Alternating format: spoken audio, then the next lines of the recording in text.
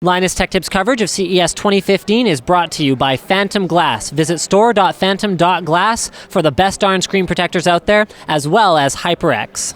So we're here in the Corsair suite with everybody's favorite Corsair PM for cases, George. How many case PMs do you have at Corsair? I'm the only one.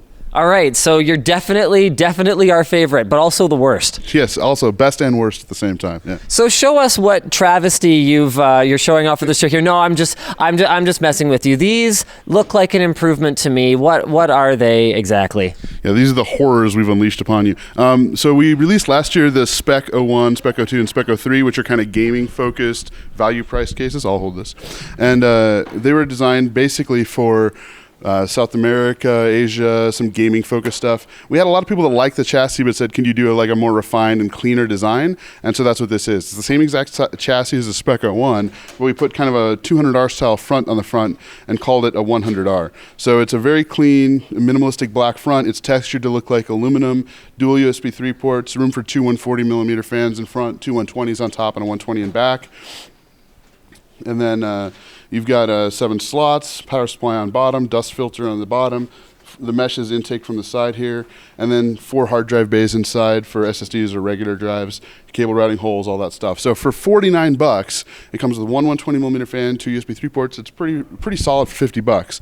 For $10 more, for $59, you can get the 100R Silent Edition, which it's plugged in. Well, it is plugged in, and that probably broke. It's only the beginning of the show. And I'm already completely destroyed. That's all right. It's the only one we own. This is the 100R Silent Edition. Same exact chassis inside, but it gets rid of the window and it gets rid of the top mesh because we wanted to make it quieter. And the windows and top mesh actually hurt noise level production. So what we want to do is take that out, put sound damping top, sides, and front. We added a 3-speed fan control switch right there, and it comes with a second 120mm fan, so you can get better airflow through it when it's quieter. So that is $59. So for $10 more, you get the silent version. So there's the 100R and 100R Silent Edition. Both will be available in February, and here's your mic back. So, I mean, my feedback on the Spec, it was the Spec 01, the red one that I checked out before.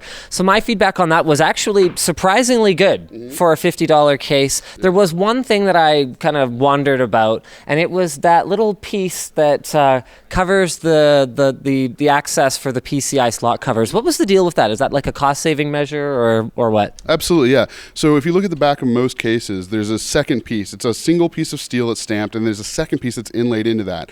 And actually, to get down to kind of $49 and maintaining other features like USB 3 and SSD compatibility, we wanted to make that a single large piece in the back. But you can't stamp that depth in easily. So what you do is you stamp it all flush, and then you have the video cards pop out, and then you have to have a separate card adapter on that. So you see a lot of lower priced and value cases will do that.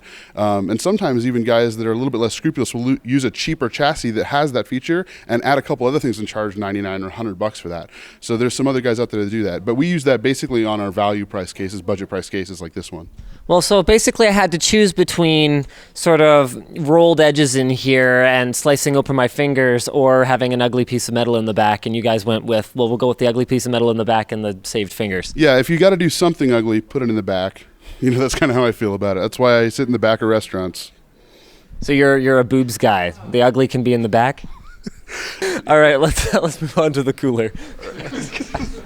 All right, we got another product from George here. This is the HG10, is that correct? And so the idea behind this is you take an all-in-one cooler. Presumably you guys would like people to use a Corsair one, but will it work with other ones? Anything that is Ace Tech sourced that I've tried will work, so some of the NZXT stuff works. But of course, our products are superior in all ways.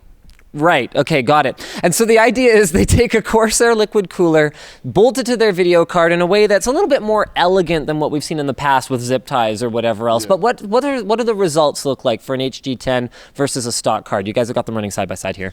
Yeah, so the important thing is unlike just kind of having a bracket that attaches the GPU, the hydro cooler to a GPU, this is actually a heatsink too. So it hooks up to the VRMs, it hooks up to the memory, which means that it needs to be made specifically for that card. So this is the N780 edition. This is the one for the NVIDIA 770, 780, 780 Ti, Titan, and Titan Black, which all use the same layout for the VRMs and the memory. So that's what this one's for. It'll allow you to work with any of our coolers. And what it really does is right now, it's cooling the GPU and the memory and VRMs much better with an H75 cooler. It's kind of our mid-range cooler with some very low speed, SP120 LED fans on it. And what we have right now is it's running at 58 degrees C on the GPU at full firmmark load after about half an hour of firmmark here. And on the standard reference card on the 780, it's running at 83. So there's a 25-degree difference here. Importantly also, the RPM of the blower fan is 2,700 RPM here, and we're down at 1,700 RPM there. So it's significantly quieter as well.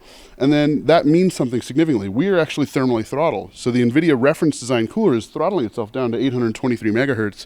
Ours is running at the full speed. And that adds another 5 or 6% performance, even in just firmmark. So, I mean, and 5 to 6% doesn't sound like a lot, but if it's a free 5 to 6%, then, you know, I'll take it. But it's not free, is it? It's not free. It costs $39 for the bracket because it's an aluminum bracket. You reuse the blower from the stock card. Because it cools the VRMs and the memory, you have to use a reference design board because these other guys are doing kind of custom boards. But if you're buying a custom card that has a big custom heatsink on it, you bought that specifically for that heatsink. You know, so this is really for guys who have a reference board and want to use a new way of cooling it. So if you have a 780 or a 770, you want to squeeze a few extra, drops of performance out of it, this is a good way to do that. You throw an old hydro cooler on it and, you can get a lot of performance without having to spend a whole bunch of money and buy a whole new card. So you guys aren't really pitching this as the kind of thing that you expect someone to buy a hydro cooler, buy the HG10, and cool their card. This is more like if you have a hydro kind of sitting in a closet somewhere and you're not really using it, you've upgraded to something else. That can work that way. I mean, a lot of people, even though it's counterintuitive, a lot of people will still kind of use the best cooler in their case to cool the CPU, even though the GPU produces much more heat. So realistically, you're at 200-300 watts of heat on some of these graphics cards and only 100 or 89 watts or whatever on the CPU. And people will still use a $100 CPU cooler and some generic run-of-the-mill thing that comes with a graphics card. But if you want to, you can go buy a new cooler for this. You can use whatever you have in your closet. It'll work with an H55, H75, H100, all that stuff. We do have versions for the N970 and N980 coming out very soon, so you'll see those in the next few months. But this one's going to be hitting the market first because there's a ton of 700 series cards out there, and there's a lot of people who would like to get a little bit extra performance out of it, but they don't really want to buy a whole new 970 or 980 because the performance is only 10, 12, 15% difference, and they might as well get a bit of extra performance out of the cards they have. Fair enough. All right. So thank you very much for sharing with us about the sleeker edition of the Spec 01, a case that I actually liked surprisingly a lot, given that it was a $50 case, as well as the upcoming liquid coolers. Guys, give a shout out to George in the comments below. You guys know you love him. He's the best darn case PM at Corsair. And don't miss any of our CES coverage. Make sure you guys are subscribed. Also, a huge thank you. Shout out to our sponsors, Phantom Glass. They make the best darn screen protectors that have sponsored us here at CES. No, actually, they really are the best that we've encountered. They're Gorilla Glass, so they're perfectly clear. They feel nice on your fingers. They're grease resistant. They have a nano coating on the bottom, so they go on without bubbles, guaranteed. It's actually, as far as I can tell, impossible to apply them with bubbles. And I'm pretty sure, right, you can check them out at store.phantom.glass. That's linked in the video description. And also a shout out to HyperX for sponsoring us here at the show. You guys can check out all the great gaming content on their YouTube channel. That's youtube.com/HyperX. Also linked in the video description. So we'll see you guys on our next video.